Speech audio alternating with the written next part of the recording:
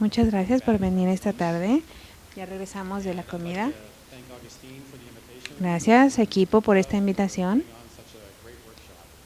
Gracias por este taller tan bueno. Es una muy buena experiencia. De lo que voy a hablar hoy es el trabajo que hemos hecho en el equipo de investigación y ya tenemos varios años trabajando en él. El tratar de entender cómo está afectando la actividad humana, el ciclo de la producción agrícola y el clima. Primero quiero agradecer a mi equipo. Esta es una fotografía de mis estudiantes graduados que nos están ayudando. Y bueno, tenemos varias agencias que nos están ayudando con más personas para tomar el trabajo que ellos han iniciado. Ahora vamos a ver de cómo es que estos modelos para los sistemas de agua están funcionando y lo que hay entre todos ellos. Bueno, también vamos a hablar acerca de lo que hemos estado estudiando desde hace 10 años, que estamos hablando del hidrosistema. Y dentro de este contexto también vamos a hablar de los retos que estamos enfrentando hoy en día con la agricultura, y no nada más en Estados Unidos, sino también en todo el mundo. Y también vamos a ver cómo todo esto ha sido afectado por el cambio de clima y que hay muchos sistemas que requieren irrigación significativa o un riego. Así que tenemos muchos sistemas que son nuevas metas para alcanzar en el sistema de riego que utilizamos. Así que también voy a hablar un poquito de puntos positivos, cosas que pueden llevar a cabo, acciones que pueden llevar a cabo los granjeros, como algunas estrategias que pueden utilizar. Y bueno, vamos también a ir parte por parte y estoy hablando del riego, hacerlo área por área y tratar de entender las opciones que pueden tener no solo los granjeros, sino también cualquier otra persona en cuestión de riego. Bueno, y hay que hablar también de todos los datos que no se conocen.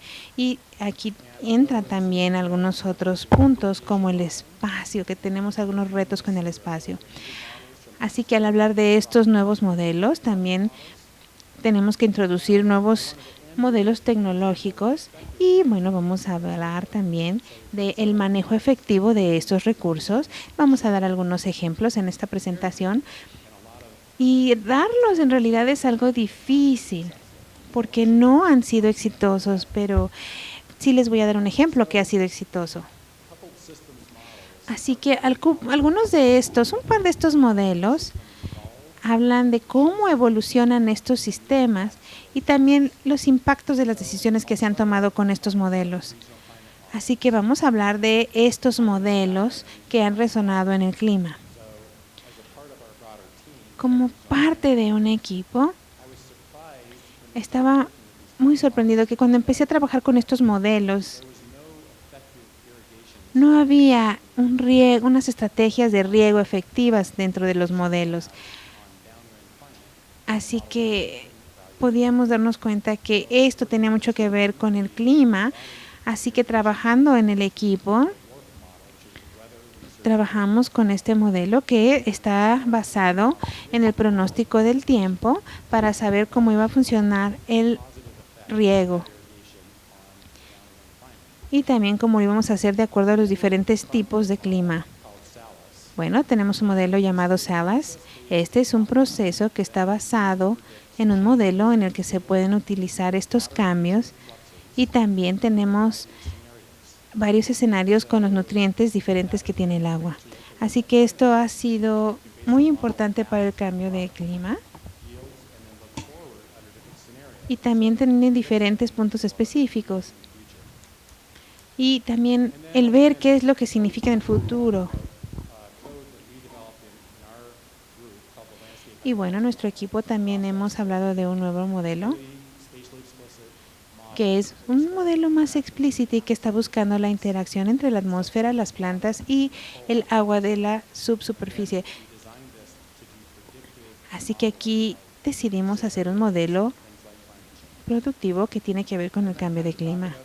No tengo mucho tiempo para hablar del modelo socioeconómico, pero quisiera hablar más del modelo que también se basa en el comportamiento humano y también el manejo bajo de la energía que tiene y cómo es que vamos a irrigar todo esto en diferentes lugares. Primero quiero mostrarles este modelo del clima. La clave es darnos cuenta que hay que trabajar en el riego de acuerdo al clima. Miren toda esta parte de Estados Unidos. Si pueden ver toda esta área de aquí, tenemos que comenzar con un mapa de irrigación. Aquí tenemos una imagen donde podemos ver estos puntos que nos están mostrando la irrigación. Así que pueden ver en azul el 10%. Miren aquí en California, de lo que se habló hace rato, esta costa, pueden ver que tenemos varios acuíferos. Así que hay mucho riego utilizando estas fuentes. Y para mostrarles cómo ha cambiado, miren, este fue un año muy húmedo donde hubo mucha agua y en el 2012 el año con sequía. Para mostrarles lo que sucedió durante este año con más sequía, bueno, tuvimos más irrigación, por supuesto. Así que aquí estamos hablando de milímetros por día y áreas en rojo, las que tienen menos precipitación, y en azul las que tienen más. Así que esto es lo que ha sucedido durante toda esta época, es un general. Y lo que podemos ver aquí es que la precipitación está creciendo hacia donde va el aire, entonces el viento que se está moviendo a través del país causa una precipitación yendo hacia abajo. Bueno, cuando hablamos de la temperatura, estamos aquí otra vez en el año de sequía. Podemos ver que esto se transforma en el este de Estados Unidos, esto se transforma en clima muy frío. Así que en muchas partes de aquí tenemos demasiadas nubes que están tocando la superficie, así que esto provoca un cambio de temperatura. Aquí es un poco diferente en este otro año y aquí pueden ver cómo fueron los efectos, cambiaron totalmente. Bueno, también tenemos esta frase que en inglés se llama warming hole, que sería como el hoyo de calor. Aquí podemos ver que no hemos tenido este tipo de cambio de clima en áreas tan específicas como se ve aquí. En este punto no podemos ver el efecto en otros años. Ahora, estamos hablando de la irrigación. Recuerden, así que cuando tenemos esta área, que es lo que le llamamos el hoyo de calor, bueno, esto está relacionado con lo que ha sucedido en el riego. Y aquí lo estamos viendo en una escala grande. Bueno, ahora me voy a ir de estos modelos de clima a otro tipo. Bueno, hay modelos de punto que están simulando todas estas diferentes áreas con los acuíferos. Y aquí podemos ver cuánto se ha sembrado y vamos a medirlo en toneladas. Así que lo primero que tenemos en este modelo es que tienes que validar el modelo en sí. Por ejemplo, cuando hay siembra de algunos granos como el maíz, podemos ver en este modelo que en negro se está representando una tendencia en aumento a través del tiempo. Ahora, si queremos ir más adelante, bueno, podemos ver que a lo mejor no hay muchos cambios, pero ¿qué va a suceder si tenemos un clima diferente? Así que aquí tenemos otros escenarios de CRP y podemos ver que en rojo es un efecto más fuerte. Así que aquí tenemos un efecto de 20 a 50 y es algo muy dramático. en el punto 8.5 ven un declive muy dramático. Así que se movió en un 50%. Y tenemos que asegurarnos de que esto no suceda, porque esto está hablando de la canasta básica que tenemos en Estados Unidos. Y bueno, en este otro caso aún está dentro de los límites. Algo importante para saber aquí es que estos escenarios no son adaptables. Así que muchos de los cambios que se llevan a cabo en estos cultivos tiene que ver con el clima. Y hay otros factores que también están produciendo estos cultivos, como la resistencia a la temperatura, por ejemplo. Entonces aquí es donde decimos, ¿qué tal si el adaptarse al futuro es hacer algo como lo que se hacía en el pasado? Bueno, aquí podemos ver otro modelo que es del pasado. Aquí no vemos este efecto, ¿no? Este declive. De hecho, no tenemos la misma sensibilidad a la temperatura. En este caso estamos hablando de otros granos y tiene mucho que ver qué tipo de grano es. Así que, de hecho, el dióxido de carbono en la atmósfera fertiliza la cosecha.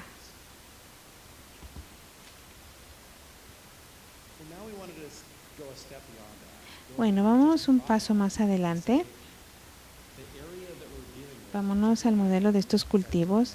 Digamos que tenemos un declive muy dramático en cuestión del agua que se utiliza. Así que aquí tenemos el centro de Estados Unidos y estas áreas están secas.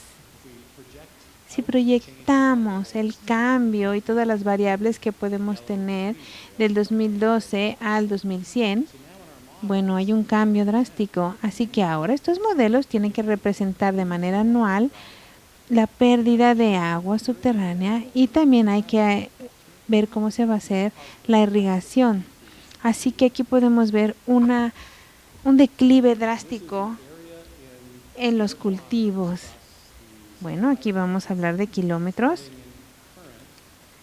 y comenzamos en los actuales y esto va a bajar de manera dramática y en este caso aumenta. Y también podemos ver que hay un cambio muy importante. Y en este escenario debería de ser incluso peor. Esto tiene un efecto similar con el maíz, así como el trigo del que acabamos de hablar. Así que ahora aquí pueden ver la producción de el maíz y aquí pueden ver un cambio real, más el cambio que se va a tener con la sequía y lo que se tiene que hacer para poder regarlo. Así que en el futuro tenemos que ver estos escenarios, ya que vamos a tener menos agua y este es un factor muy importante, sobre todo con el aumento de la temperatura en los cultivos. Y bueno, en el segundo caso tenemos un aumento en la producción de tierras áridas. Y bueno, estamos hablando también de la pérdida de la producción por la falta de agua. Bueno, estas son proyecciones a futuro.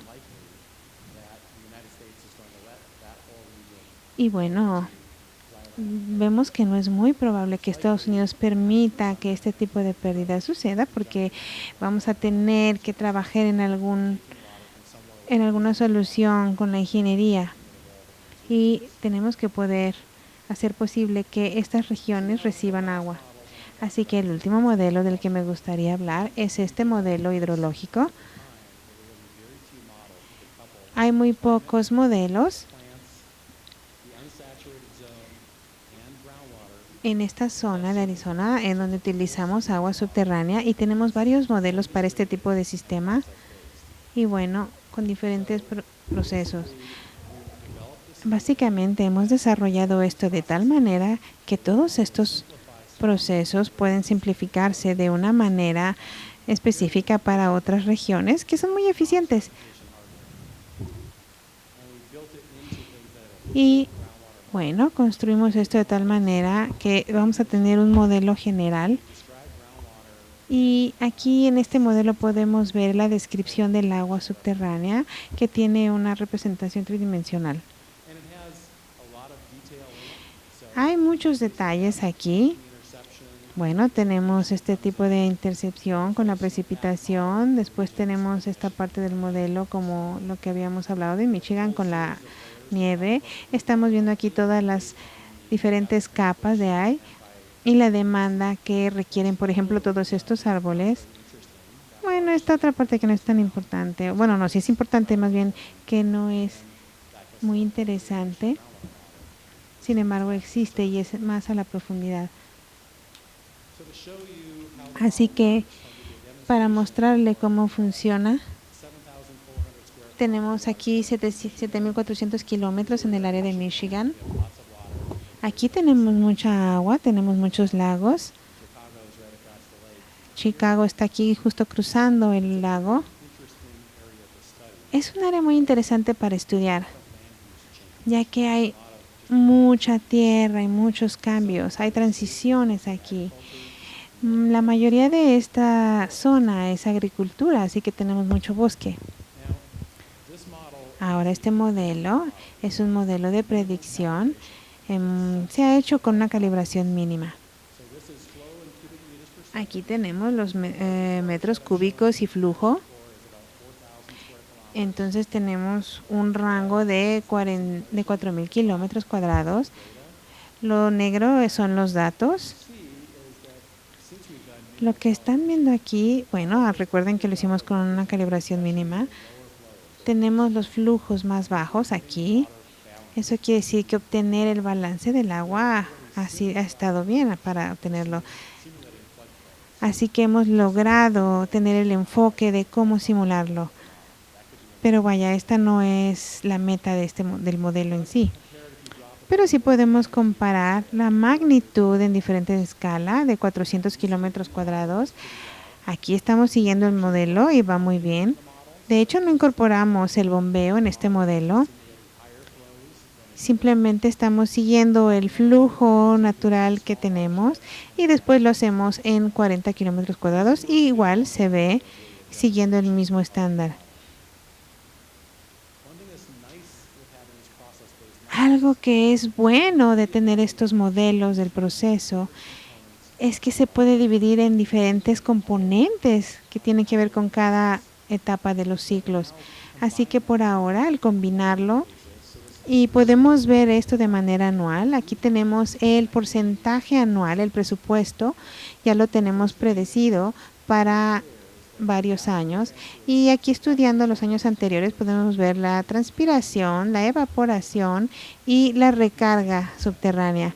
Aquí estamos hablando de la evaporación, estamos hablando del 50% del presupuesto ya utilizado. También tenemos sedimentos que conducen y tenemos estos depósitos aquí, así que hay una recarga en esta parte y tenemos un flujo con muy poco del componente. Pero lo interesante aquí para mí es cómo es que va cambiando a través del tiempo. Miren, esto tiende a subir y estamos hablando en los años 90. También pueden ver en el mapa y marcar cualquier tipo de componente, como sea que ustedes lo quieran. Aquí, por ejemplo, les estamos mostrando los tipos de cambios que hay de un año a otro. Esto es la recarga anual. En azul el 70 centímetros y en rojo el 10. Si ven, en el 2000 tenemos un área muy amplia que está árida, a diferencia de esta otra parte donde está el lago Michigan. Y el siguiente año fue un año muy húmedo. Y aquí se tuvo una recarga muy fuerte. Y bueno, regresamos al 2002. Aquí este cambio es muy importante. Si se dan cuenta cómo es que se hace esta recarga. y viendo un mapa de recarga parece un mapa de estática. Si tenemos esto y lo vas a aplicar para un modelo de agua subterránea, bueno, mucha gente no lo hace y tal vez van a pensar que una vez que la precipitación llega, piensan que todo se va al subsuelo. Pero todo esto tiene un proceso que tenemos que estudiar y para eso podemos ver un modelo diferente. Ahora vamos a llevar esto a un modelo completamente predictivo. Miren, tenemos estas cuencas aquí en el norte de Michigan y los podemos comparar con estas zonas. Se muestra el flujo por segundo de 2000 a 2013 y se puede ver cómo está representado de manera muy buena. Hay modelos que se pueden utilizar con muchos elementos y los datos, la información que se tiene, entran muy bien en esos modelos. Pero lo malo es que no se pueden adaptar a otras cuestiones que se refieren al cambio, como el cambio climático. Así que estos modelos, los modelos que sí se pueden adaptar son los que nos pueden ayudar a comprender los cambios. Hemos trabajado en esto durante una década y es por problemas de sostenibilidad del agua. Hay 8 estados y Nebraska es la parte más larga, después Kansas, Oklahoma, Texas. Esta parte norte es mucho más árida que la parte sur. Les muestro este diagrama para que vean cómo ha reducido la cantidad del agua en las diferentes regiones. 40 centímetros se ha reducido el agua en estas regiones.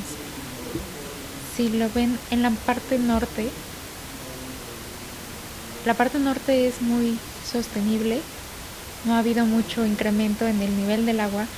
La parte central no es lo mismo, ahí ha habido un mayor aumento y también ha habido una reducción en el agua que está almacenada.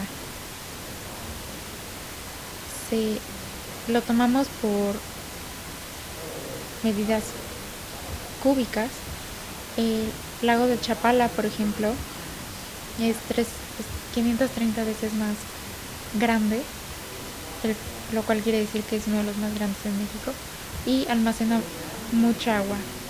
Lo que vamos a hacer es que voy a hablar más a detalle de estos modelos, pero queremos hacer un mapa del regadío a través de toda esta zona con métodos de teledetección. Este mapa muestra con diferentes colores cuánto ha habido de regadío en los diferentes años y es información muy importante que debemos poner en nuestros modelos hidrológicos. Hay cambios en las zonas que se riegan.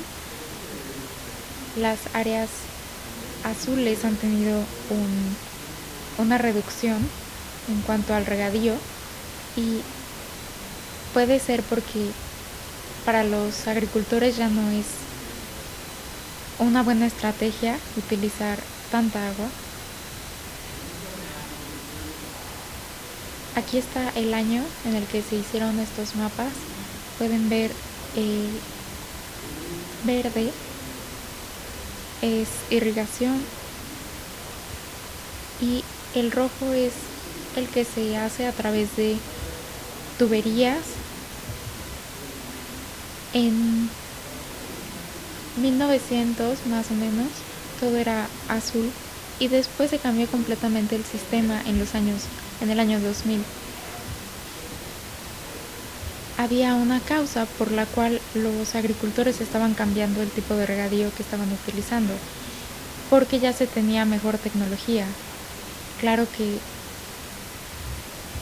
se evaporaba mucho más rápido el agua con este tipo de regadío, por lo cual no era tan eficiente. Aquí están las áreas irrigadas. Si se ve en la parte de arriba, no ha cambiado mucho realmente. El cambio se dio en los sistemas de riego en 1900 y después a finales de 1990 empezó a cambiar.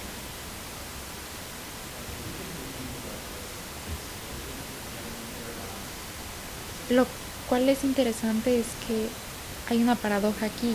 Si los agricultores ahora tienen un sistema en el que pueden usar agua a menos presión y tienen que extraer menos, pero hay más tierra árida, ¿qué van a hacer?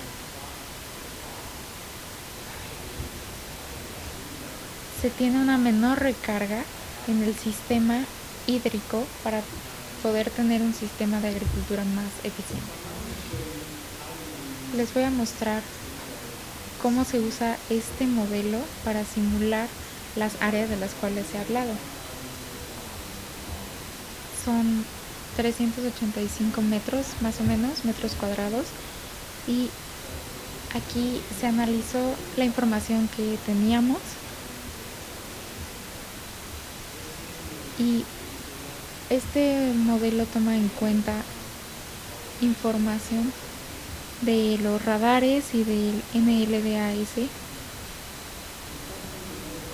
Lo importante es ver que en esta región, en la parte izquierda, es mucho más árida y ha ido cambiando a través de los años, pero la parte este es 3 veces mayor en cuanto a la precipitación que se puede encontrar en el área.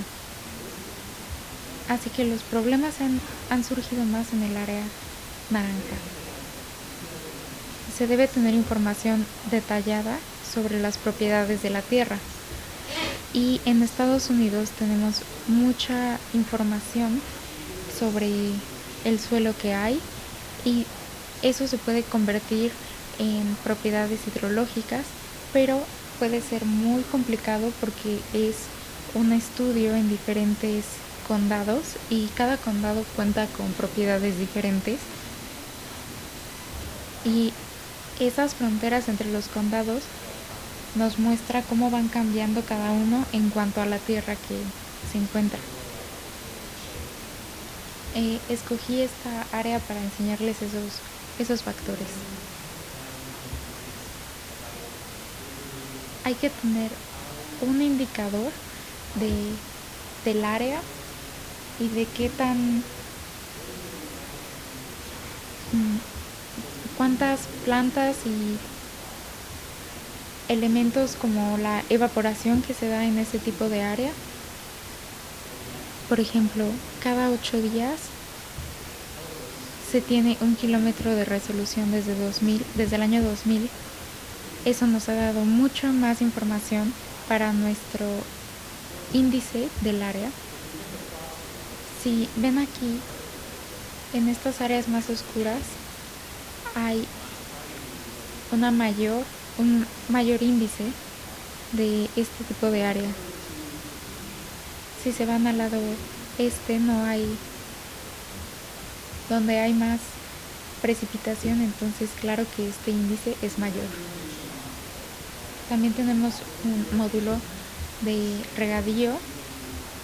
Se puede armar de la manera en la que quieran y eso se puede analizar a través del modelo. Hay 33% de agua disponible de las plantas y esto se da a través de un cierto tiempo con una cierta cantidad de agua. Se puede simular, como les enseñé en Michigan, la variabilidad espacial de la recarga. Esta es un área muy árida, por lo que la recarga también es baja. Hay áreas en las que ni siquiera se puede considerar como recarga. Lo que se está haciendo con este acuífero es histórico. Y las zonas en donde sí se está llevando a cabo el regadío, sí se tiene una recarga, porque constantemente se está regando, lo cual nos permite poder volver a sacar agua del subsuelo. El porcentaje de recarga está directamente relacionado con el regadío. La parte morada representa el 90% de lo que regresa de esa recarga. Ahora que tenemos este modelo, tomando en cuenta el regadío en el proceso, podemos describir cuánto regadío y la cantidad de agua que se pierde y se evapora. Y cuando se usa un regadío a presión, hay mucha más evaporación, alrededor del 15%.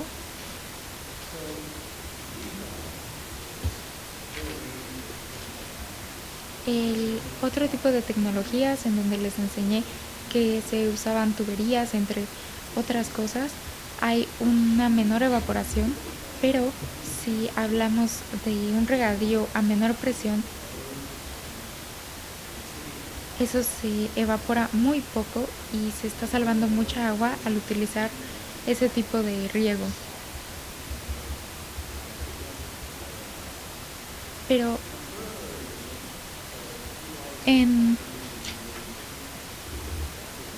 regadío con caudales es ineficiente en cuanto a que mucho se filtra otra vez en el suelo, pero si esto se llega a controlar es el más eficiente. Con los modelos podemos evaluar qué tan eficientes son las estrategias que se utilizan. Por ejemplo, los agricultores pueden usar solo cierta cantidad de agua en los cultivos, entonces eso se puede medir. Y se puede medir en qué porcentaje impactaron el cultivo. Estamos hablando de los impactos que se tiene en México y en Estados Unidos, así como en los acuíferos que se hablaron en las conferencias anteriores. También se puede usar diferentes tipos de cultivos en las diferentes áreas para saber cuál es el que tiene mayor rendimiento. Ahora voy a hablar un poco más de la teledetección en este modelo. Hay más de 30,000 escenarios de este tipo y son los que no tienen tantas nubes. Después esas imágenes cambian cuando se da la cosecha y ha cambiado mucho debido a la tecnología, a la computación. Nos da una nueva variable para todos estos modelos, cuáles son las temperaturas, el nivel de humedad, el nivel de estrés, de escasez de la tierra, etc. Y gracias a toda esa información ahora tenemos mapas de los regadíos que cambian cada año con una gran resolución. Y estos mapas se pueden hacer de regiones muy grandes. Todo esto se hace con la información que ya se tiene, pero hay modelos a los que se les puede adaptar esta información para saber qué es lo que está sucediendo. Aquí en el centro de Estados Unidos está esta región y un estudio nos demostró diferentes enfoques. Aquí pueden ver los resultados.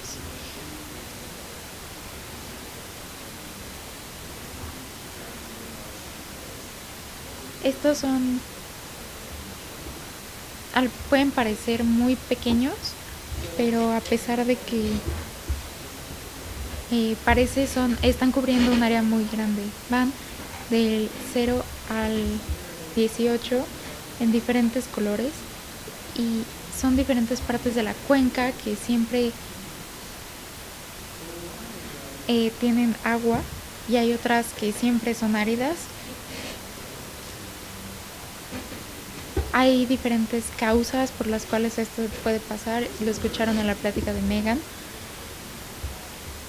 No nos dimos cuenta en ese tiempo que esto es lo que pasaba, pero la parte verde es la que se regó y ahora en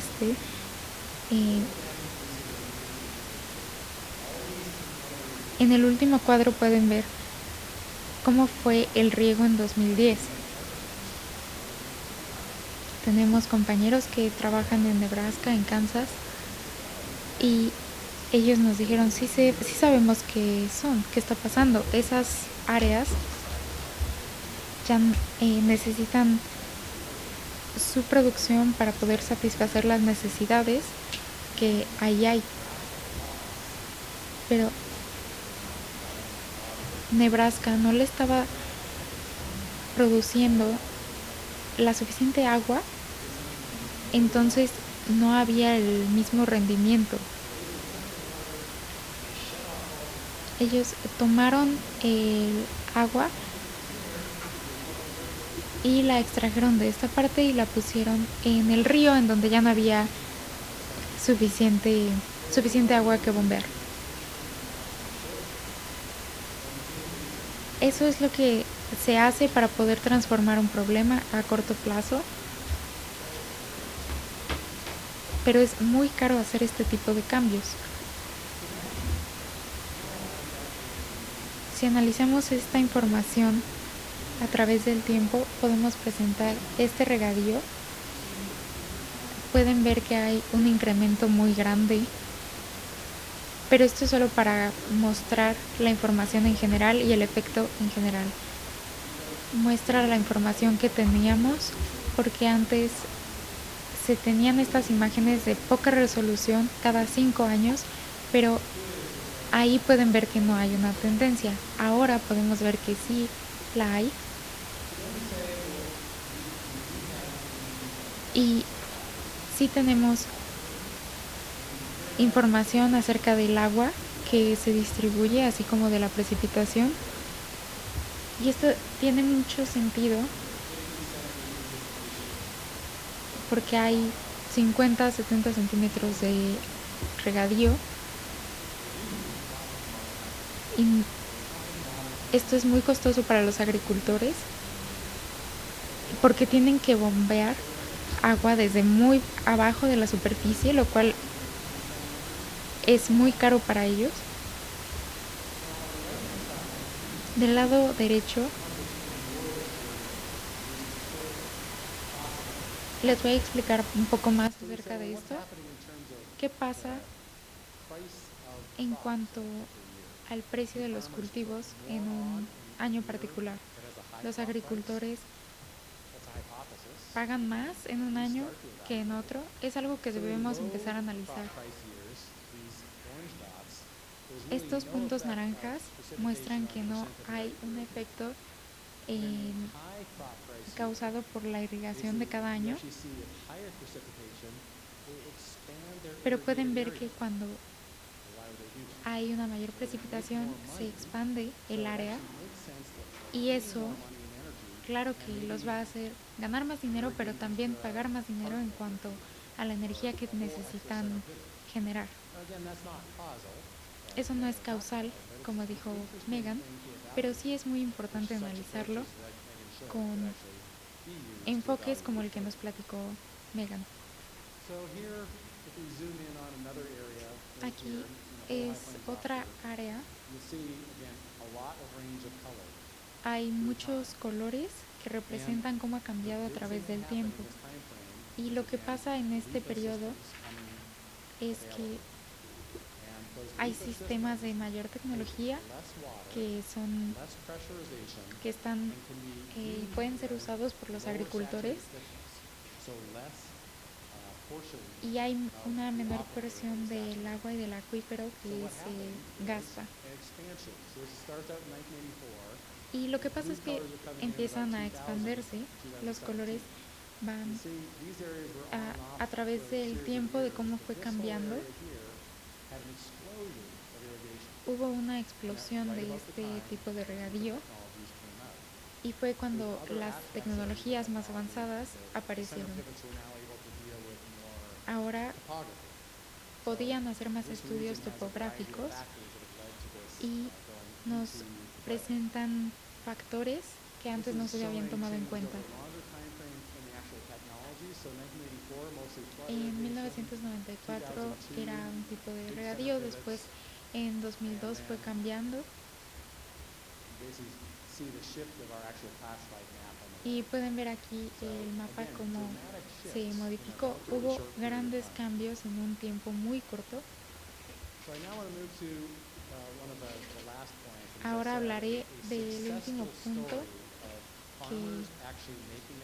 que es cómo los agricultores han logrado hacer un cambio efectivo y cómo hace que el sistema sea más sostenible. Este es un sistema en esta parte que pueden ver más en azul y se llama LEMA. Este sistema se lleva a cabo por un grupo local de agricultores que estaban creciendo rápido y que no iban a poder seguir con esas prácticas. Pero entonces hubo una persona que los juntó a todos y decidieron que tenían que hacer un cambio en las leyes y en el sistema. Iban a reducir el bombeo en un 20% en 5 años. Era un pacto vinculante, así que era forzoso y como la mayoría estuvo de acuerdo, entonces todos tuvieron que hacerlo. Fue muy impresionante que los agricultores se pusieran de acuerdo de esa manera debido a los problemas que habían tenido en el pasado. Hay que evaluar los cambios que se dan en esta región y la región mejor controlada. Aquí tenemos una región que tenía los mismos cultivos, la misma precipitación, etcétera, que los factores eran similares. Empezamos con la región Lema y aquí está el bombeo y los litros que se bombeaban. Y abajo está cómo se redujo el nivel del agua del suelo.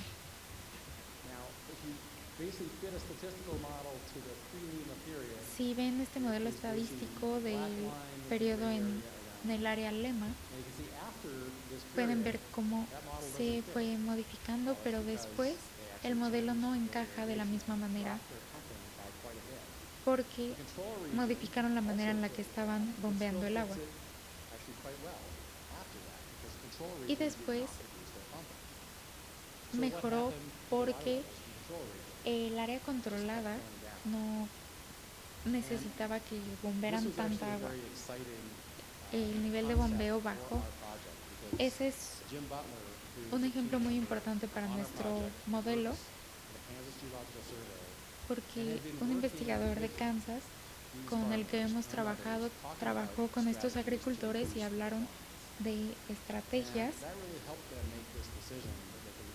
y esto les ayudó a reducir en un 20% la cantidad de bombeo que realizaban de agua.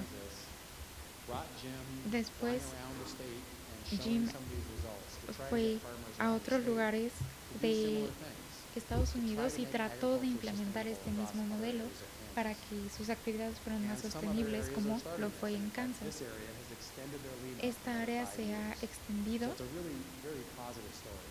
lo cual nos da resultados muy positivos y no ha generado un declive en el rendimiento de los cultivos. Las cosas sí se pueden volver más sostenibles y no tener ningún impacto en el rendimiento. Para concluir,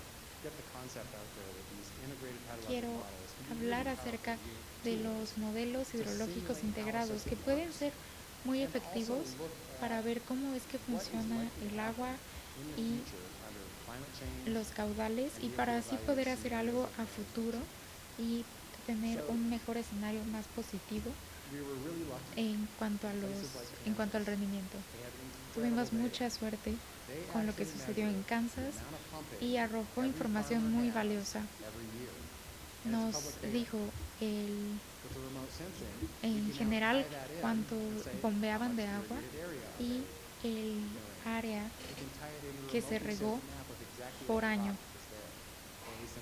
Sabemos exactamente cuánta agua se utilizó en los cultivos, pero fue muy afortunada la manera en la que las personas de esa área pudieron cambiar a una manera más sostenible de actuar. Aquí hay algunas publicaciones que están directamente relacionadas a este tema por si alguien está interesado en buscar más información.